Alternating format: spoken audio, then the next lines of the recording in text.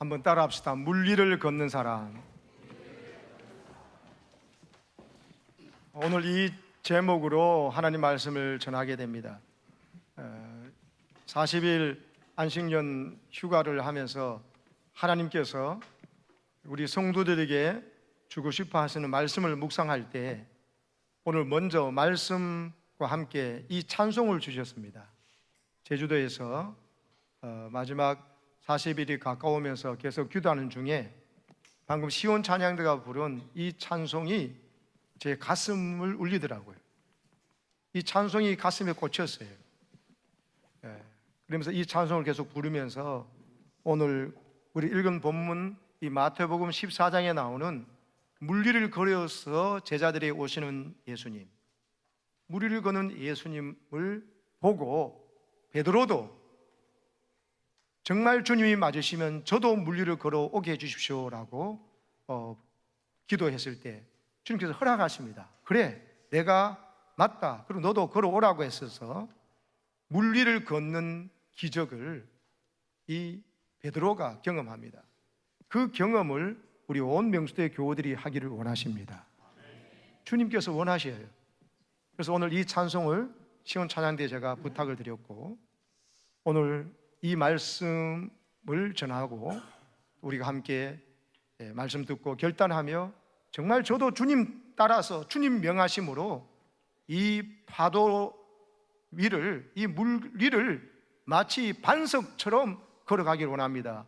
이 믿음의 고백과 승리의 역사가 우리 온 성도 있기를 축원합니다. 여러분, 오늘 이 말씀은 지난주 오병이어 기적 이 다음에 바로 일어난 사건입니다. 근데 이게 마가복음이나 요한복음에도 기록되어 있는데 오늘 마태복음에만 기록되어 있는 말씀이 부분이 있습니다. 혹시 발견하셨는지 모르겠습니다. 예수님께서 풍랑이는 그 광풍이 부는 그 갈릴리 바다를 건너가고 있는 예수님 명령 따라서 저 거라사인 지방으로 가락에서 가고 있는데 이 엄청난 광풍을 만나서 힘들어합니다, 제자들이. 근데 그 제자들을 예수님께서 찾아오시거든요. 그때가 언제냐면 25절에 나오는데 밤사경이라고 되어 있습니다. 밤사경에 예수께서 바다 위로 걸어서 제자들에게 오셨다고 합니다. 예수님께서 왜 밤사경에 오시나? 밤사경은 여러분 유대인들의 시간 계산법에 의하면 저녁 6시부터 다음날 새벽 6시까지 12시간 동안을 4등분해요. 그래서 1경, 2경, 3경, 4경 하는데 6시부터 저녁 9시까지가 1경이고 9시부터 12시가 2경, 새벽 3시까지가 3경, 그리고 새벽 3시부터 새벽 6시까지 제일 칠흑 같은 어두움일 때 그때가 4경이에요. 그러니까 새벽이 동토기 직전이 가장 어둡지 않습니까? 그리고 기온도 많이 내려가고 힘들고 그때 특별히 게네사렛 호수 그 갈릴리 바다는 광풍이 붑니다. 여러분 그 지중해보다도 해발 200m가 낮거든요. 그런데 헬몬산에서 그 만년설에 덮여있는 그 고산에서 그 기온 차이에서 여러분 아주 바람이 세게 이 갈릴리 지형과 함께 맞물려서 광풍이 부는 것을 예수님이 아셔요. 그런데도 그 건너편으로 밤새 가라고 하신 겁니다. 그러니까 이 모든 광풍이 있는 거, 그들이 고난당하는 거 예수님이 다 아시는 거예요. 그리고는 가장 힘든 사경에 일부러 예수님께서 오시는데 여러분 예수님께서 그때 바다 위를 걸어서 제자들에게 오시는 거예요. 일부러 이 모습을 보여주는 겁니다. 어떤 사람은 그랬다. 왜 예수님이 이때 바다를 걸어서 제자들에게 오셨을까? 그 밤 사경에 배가 없어가지고 탈 배가 없어가지고 그렇게 걸어갔다 그러기도 하고 어떤 사람 뱃삭이 너무 비싸가지고 물류를 걸어가셨다 그러는데 웃자고 온 소리죠. 그런데 여러분 이것은 아주 중요한 의미가 있어요. 당시에 여러분 이 갈릴리 이 바다는 호수지만 워낙 넓고 이 광풍 바다처럼 하니까 바다라고 하죠. 갈릴리 바다는 여러분 바로 이 세상을 말합니다. 이 세상이 정말 광풍이 불고 풍랑이 일어나면서 우리가 타고 있는 배를 뒤집어 엎으려고 그러잖아요. 이런 것이 세상인 거예요.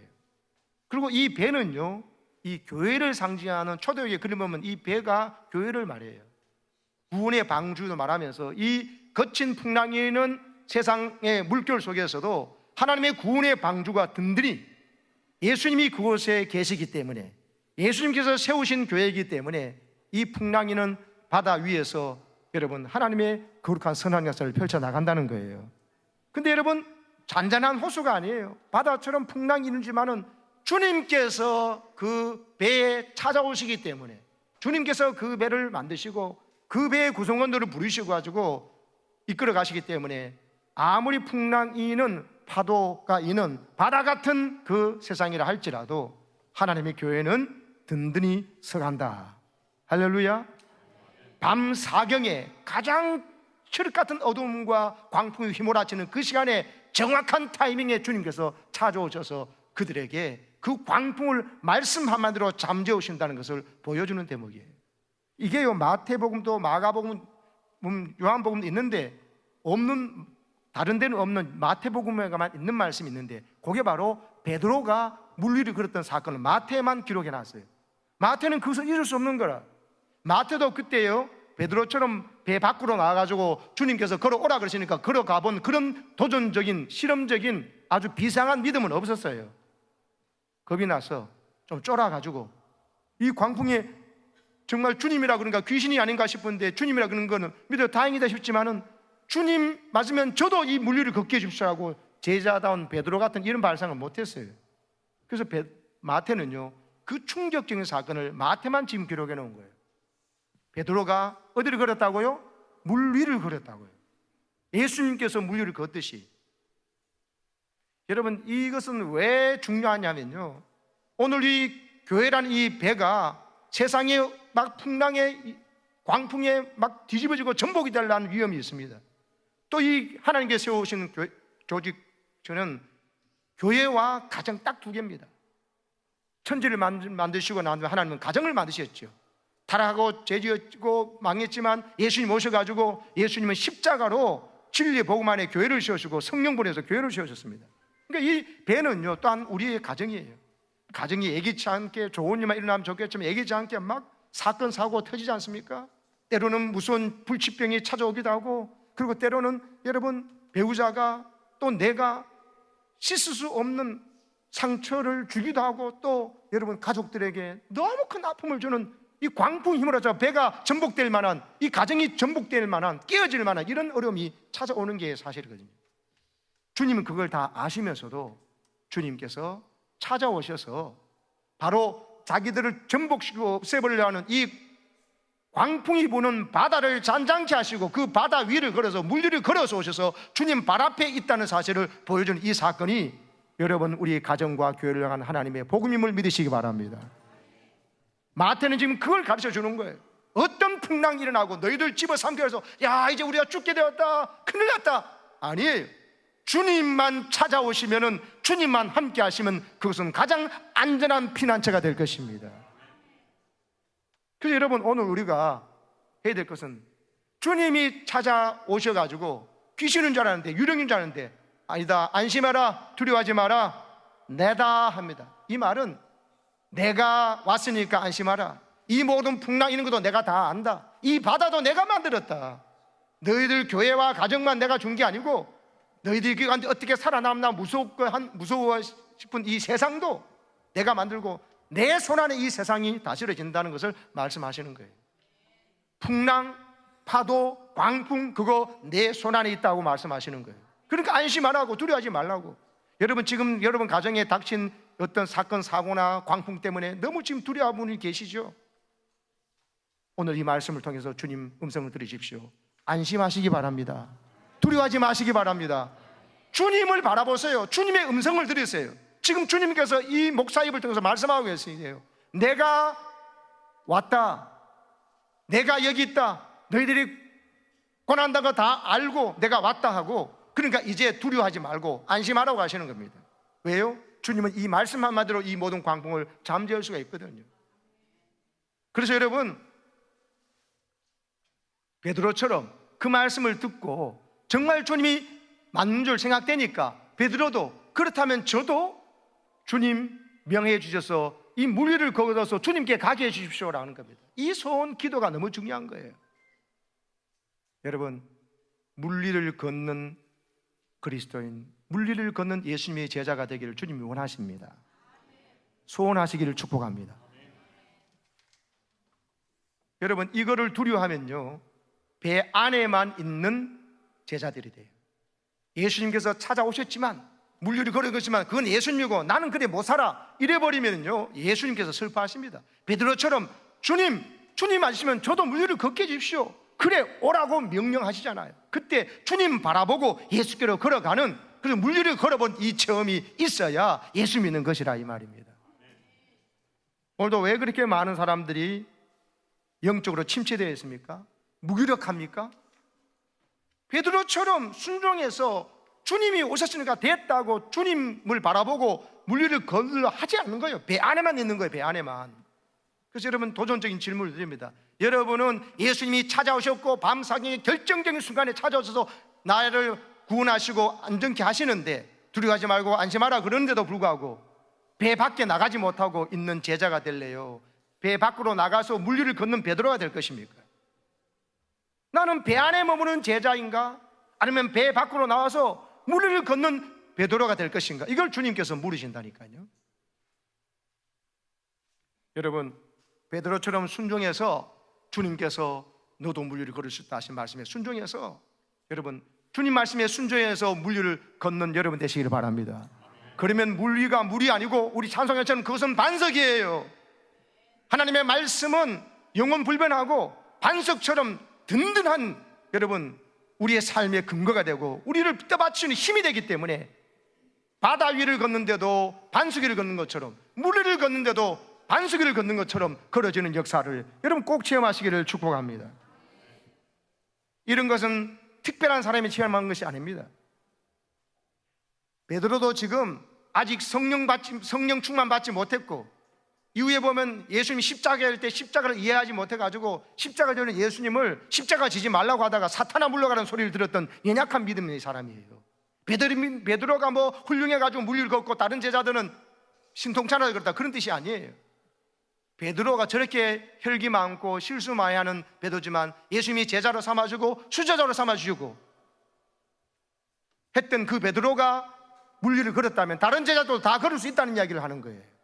중요한 건 주님께서 나와 함께 하신 것이 분명하고 주님께서 걸어오라고 한 음성이 들리거든 그 말씀 따라 순종하셔서 물리를 반석 위를 걷는 것처럼 걷기를 축복합니다. 예수님을 믿지 않고 있다가 전도 받아가지고 예수 믿게 되며 교회 와가지고 제자 훈련을 받았던 한 성도가 이런 간증을 했습니다. 취직을 하려고 이력서를 쓰는데 종교란에 불교라고 써야만 받아주는 직장이 있었어요. 근데 그 직장이 너무 좋아서 꼭 들어가고 싶었어요. 근데 불교라고 안 하면 못 들어가니까 이 사람이 그때는 아무 종교가 없었거든요. 예수도 안 믿었지만 그 불교를 또 믿지 않았어요. 근데 불교라고 썼어요. 들어가고 싶어서, 취직하고 싶어서. 근데 취직되어서 그 회사를, 직장을 다니다가 누군가의 전도를 받아가지고 예수를 믿게 됐는데 이분이 예수님을 제대로 믿기 시작하는 거예요. 그래서 신앙생활을 하면서 예수님을 인격적으로 만납니다. 은혜를 경험합니다. 그러니까 자기 마음속에, 여러분, 그 지금 다니는 직장 다니면서 불교 신자라고 썼던 것이 마음에 걸리는 거예요. 그때는 예수 믿는 사람도 아니었지만 불교 믿는 사람도 아니었거든요. 그런데 이제 예수를 믿게 되니까 옛날에 거짓말로 불교라고 써서 직장 들어왔던 그것이 좀 마음에 걸립니다.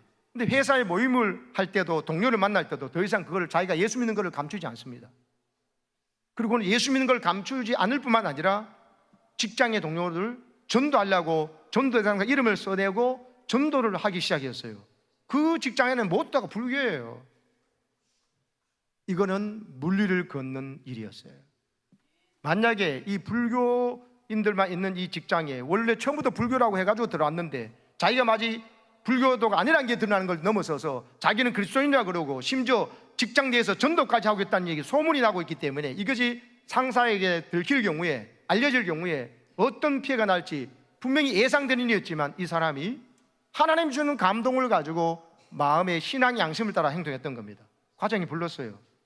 당신이 전도한다는 이야기를 들었다고. 그동안 개종을 한 것이냐고 묻더랍니다. 그리고 뭐라고 대접해야 돼요? 아이고, 다시는 전도하지 않겠습니다. 아이고, 내가 괜히 일하다 이 좋은 직장 쫓겨나겠네. 이런 생각은 배 안에 머무는 거예요. 성령께서 내 안에 들어와 역사하고 계시고, 이 기쁨 가운데 전도하고 하는 일들은 성령께서 하신 일이요 주님께서 명하신 일인 줄로 믿습니다. 순종을 해나갈 때 빠지는 것이 아니라 물리를 걷는지만도 반석을 걷는 것과 똑같다니까요. 담대하게 말했습니다. 저는 처음부터 불교 신자가 아니었습니다. 이 직장에 취직하려고 불교 신자라고 쓴 것입니다. 근데 제가 그동안 이 직장 다니는 중에 전도받아서 예수 믿는 크리스찬이 되었습니다. 속일 수 없습니다. 이렇게 말했습니다. 그 말을 했을 때 회사에서 나가라고 퇴직 처리할 줄 알고 각오하고 말했어요. 이게 바로 하나님 앞에서 물리를 걷는 믿음의 신앙을 고백하는 거예요. 진실이잖아요. 하나님께 맡겨버리잖아요. 퇴직 처리될 줄 알았는데요, 뜻밖의 과장이 부르더랍니다. 다음, 너의 그 믿음과 용기를 존중한다. 믿음을 끝까지 지키기 바란다. 이런 말을 들었습니다. 할렐루야. 이게 바로 승리하는 것입니다. 이렇게 이 성도의 믿음이 바뀐 계기가 있었습니다. 중간에 풍랑이 일어나고 광풍이 불어오는 자기 인생이 뒤집어지는 경험이 있었다니까요. 여러분, 그러니까 광풍이 일어난 자체를 두려워하지 마세요. 광풍이 일어나도 주님께서 나와 함께 하신다는 것이 믿어지고, 주님이 약속대로 우리가 예수를 영접하는 자에게는 내가 너에게 들어가서 먹고 마시리라, 그리고 세상 끝날까지 내가 너희와 항상 함께 하겠다고 하신 약속의 말씀이 믿어지느냐 안 믿느냐의 문제예요. 약속하신 성령까지 보내주어서 예수의 영이 내 안에 들어왔는데도 불구하고 나는 나 혼자다, 고아처럼 이렇게 생각하면 안 된다는 겁니다. 주님이 나와 함께 계신 믿어지고, 주님 감동 따라 고백하고 선포하고 나아갈 때 주님 우리에게 위대한 승리를, 무리를 걷는 사람이 되게 주시는 것입니다. 그 사건이 있었어요. 자기의 3살짜리 둘째 아이가 희귀암에 걸린 거예요. 더구나 초기도 아니고 사기였어요. 이 풍랑이, 광풍이 몰았을 때 이분이 얼마나 두렵고 힘들었겠습니까? 그러나 그는 예수를 믿고 주님이 분명히 살아계신 걸 믿는 상황 속에서 이런 일이 벌어졌을 때 그저 기도할 줄 모르는 사람이어서 울기만 했대요. 하나님, 우리 아이 살려주세요, 우리 아이 살려주세요라고. 그러다가 자기가 아는 기도라고는 주기도문밖에 지금 모르는 상태였어요. 그래서 주기도문을 외우면서 자기 아이를 고쳐달라고 기도했습니다. 그때부터 주기도를 열심히 간절히 하면서 할 때 기도문이 열리는데 아이를 위해서 기도하는 것이 쉬워지기 시작했답니다. 기도하면 할수록 자꾸 주님께서 함께 하시고 위로하시고 마음의 평안한 것을 경험하면서 더욱더 기도하고 하나님 인도해 달라는데 하나님께서 역사하십니다. 초신자인데 자기 아이 3살짜리 아이가 희귀암이지만 그 암의 최고 권위자가 전문의가 우리나라에 있더라. 그래서 그 의사를 병원에 찾아가서 진찰하고 치료받는데 여러분, 역사가 나타난 거예요. 또는 그 병원에서 더 이상 할 수 없어가지고 다른 병원에 입원해가지고 치료를 받으려는데 희한하게 그 선생님이요, 자기 병원에 주치의로 오게 된 거예요.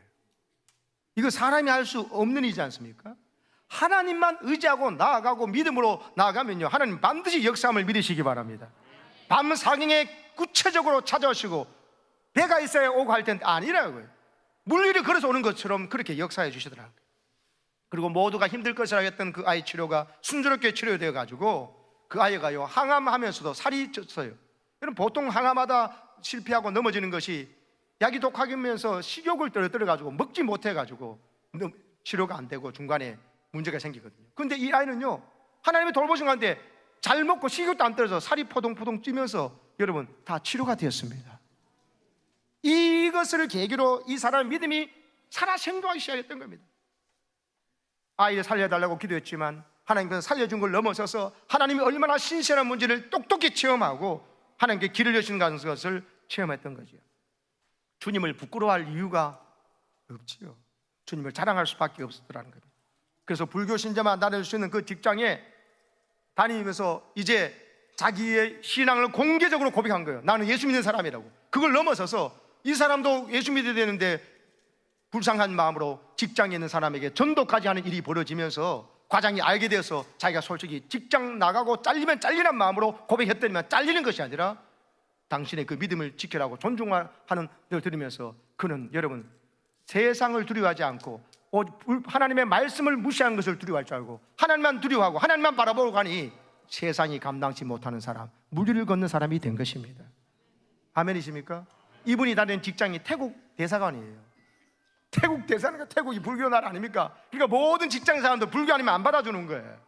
근데 그 후에 예수 믿고 난 다음에 자기를 숨기지 않고 그리스도인이라고 고백하고 전도하고 해 나가고 났을 때 물리를 걷게 해준 하나님의 이 역사, 여러분 오늘 우리도 체험하기를 주님 원하시니 여러분도 주님 주는 감동 따라서 성령 인도 따라서 여러분 자기 자신의 신앙 이름을 드러내시고요, 식사할 때 도둑기도 하지 마시고 회사에서도 당당히 하나님께 기도하고 식사하시고 그 수준을 넘어서서 오히려 전도 대상자를 직장에 사는 이름을 적어내고 여러분 주님이 인도다 선포해 나간다면 어떤 풍랑도 주께서 잔잔케 하시고 물리를 걷는 예수님 따라 우리도 물리를 걷는 그리스도인이 될 줄로 믿습니다.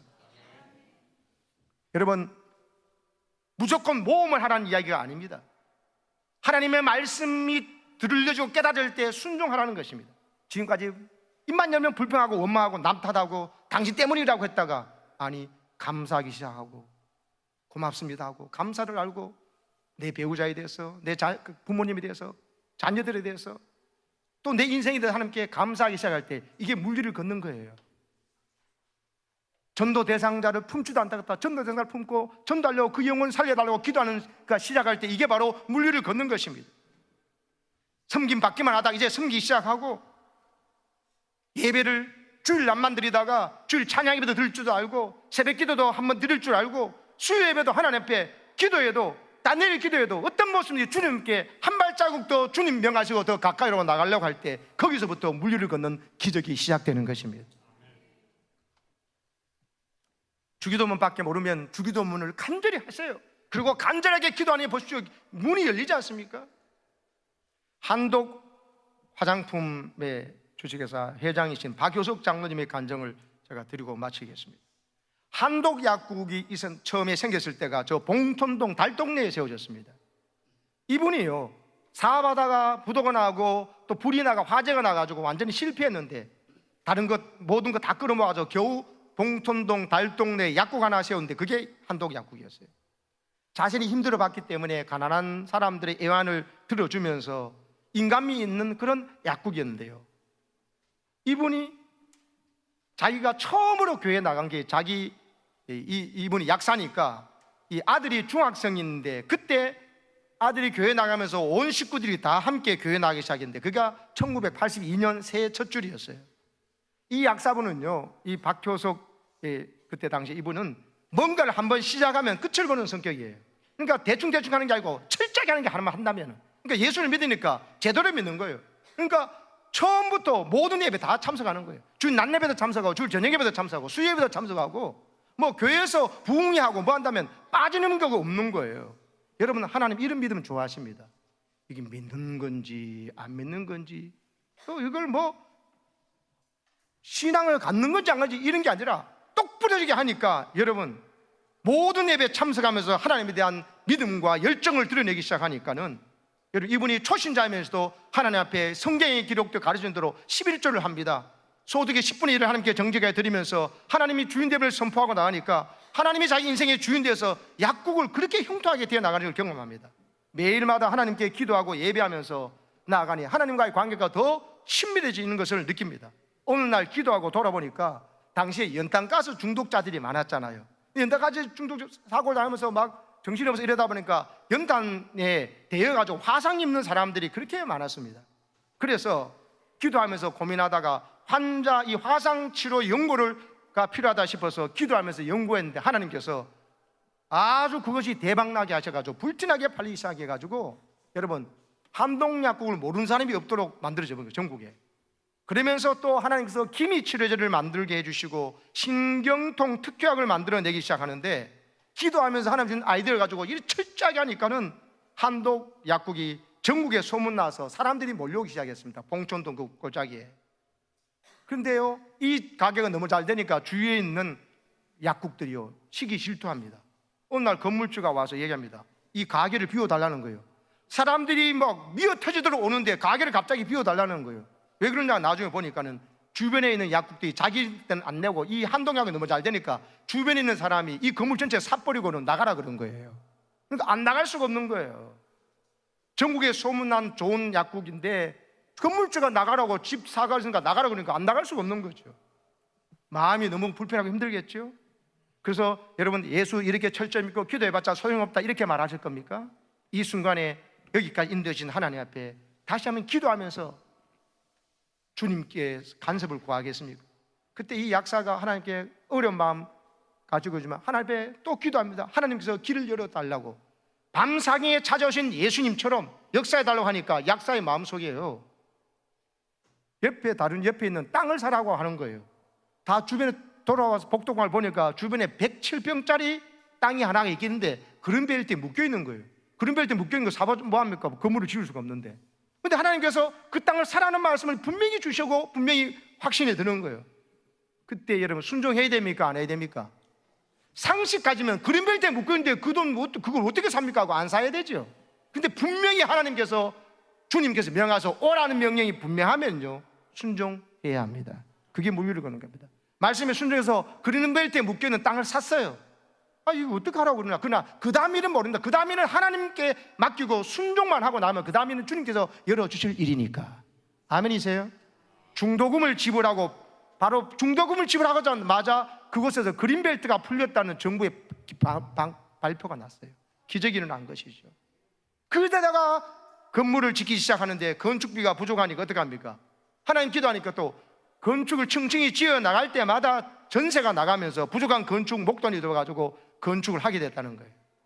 은혜로 건축이 시작되면서 이분 마음속에 너무 하나님께 감사해서, 하나님 이 건물 다 지으면은 제가 하나님 앞에 나중에 교회 하나 지어 드리겠습니다 하고 기도했다는 겁니다. 기특한 마음이죠. 이거 다 지어가지고 나중에 잘 되어서 버려서 하나님께 예배당 하나 지어 드리겠습니다, 이 기도하는데 그것이 지하 3층 지상 7층 건물이었거든요. 우리 교회하고 똑같아요. 지하 3층 지상 7층 건물을 짓는데, 그러면서 너는 나를 위한 교회는 없느냐? 왜 나중에 지으려고 하느냐? 지금 할 수 있지 않느냐? 그런 마음을 하나님께서 주시더라는 거예요. 초신자인데 이거 다 지어가지고 나중에 벌어서 교회당 지어드린다는 말도 기특한 일이지만, 하나님께서는 그 사람 마음에 하나님 도전적으로 이 지상 7층 지하 3층 지으면서 왜 나중에 하려고 그러냐?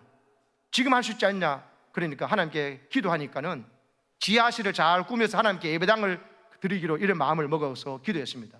그러니까 하나님께서 그게 정말 최선이냐? 그렇게 질문을 하시더라는 거죠. 지금까지 너 인생은 최선을 다하고 최고를 드리고 최대를 하게 했는데 지금 지하 예배당 드리는 게 최선이냐? 마음에 질문이 들어오니까 마음속에 자신이 한심함을 느끼게 됩니다. 그리고 결심합니다. 7층짜리 건물에 가장 좋은 7층 가장 좋은 위치에 85평 전부 하나님께 드리기로 결심하고, 제일 좋은 7층, 전방 좋은 7층을 하나님께 예배당을 드리기로 하나님께 약속해 버립니다. 하나님 앞에 지하에 하나 드려도 귀한 믿음이죠. 그러나 하나님은 그에게 최고의 믿음, 이렇게 복주신 하나님께 한번 순종해 보라고 한 겁니다. 그래서 제일 좋은 7층을 하나님께 예배당 드리고 나머지를 약국을 상했는데, 여러분, 사람들이 정말 매일 구름대처럼 몰려오더랍니다. 하나님께서 몰려오게 하신 것이죠. 문제가 하나 발생했어요. 사람들이 전국에서 너무 많이 오니까 주일날 오후에도 찾아오는 거예요. 저는 지방에서 삽니다. 저는 제주도에서 왔습니다. 그러니까 제주도에서 여기까지 왔는데 오후에 문 닫는다고 안 줄 수가 없어가지고 주일 오후에 문 열어가지고 지방에도 온 사람, 제주도 온 사람이나 이 약국에 약물을 아까 그 인기 있던 걸 다 팔았어요. 근데 하나님 주신 마음이, 너 사람을 두려워하냐 하나님을 두려워하냐? 그런 질문이 들려더랍니다. 마음속에 내가 손해를 보더라도 주일날은 온전히 주를 송사하고 주일에는 문 열면 안 되겠구나, 이 마음을 하나님 주시더란 거예요. 그걸 문 닫았어요. 얼마나 손해겠어요. 주일날 여러분 더 전국에서 사람이 몰려오는데, 그래서 이거 돈 잘 벌어가지고 나중에 성경은 뭐 더 잘하면 좋겠지, 그거 마귀의 소리입니다. 덜 벌더라도 하나님께 순종하는 것이 더 중요하고, 사람들이 이렇게 오는 손님 끊어지면 어떡하냐, 당장 잃어버릴까 싶어서 불순종하는 것은, 하나님을 두려워하지 않은 것은 더 무서운 거예요. 근데요, 주일날 문 닫아버리니까 사람들이 자기들이 알아서 저 약국, 한동 약국은 월요일부터 토요일까지만 하고 주일날은 절대로 문 열지 않고 사람이 교회 가고 주일날 저녁 예배까지 참석하더라 소문 나버리니까 알아서 사람들이 월요일부터 토요일까지 오더랍니다. 하나님이 그렇게 보내시는 거죠. 그리고는요, 놀랍게도 매출이 이전보다 배나 더 증가됩니다. 그리고 얻어진 수익 가지고 가난한 자를 돕고 농어촌 교회를 섬기고 해외 선교사를 파송한 일에 전적으로 쓰는 이런 기업이 됩니다. 1995년에 한독 화장품이라는 브랜드를 만들게 되어가지고, 이 한독 화장품은요, 한독 약국이 성장해서 발전해서 저랬는데, 한독 화장품의 여러분 사훈이 뭐냐? 선교하는 기업이에요. 저 나오죠? 선교하는 기업.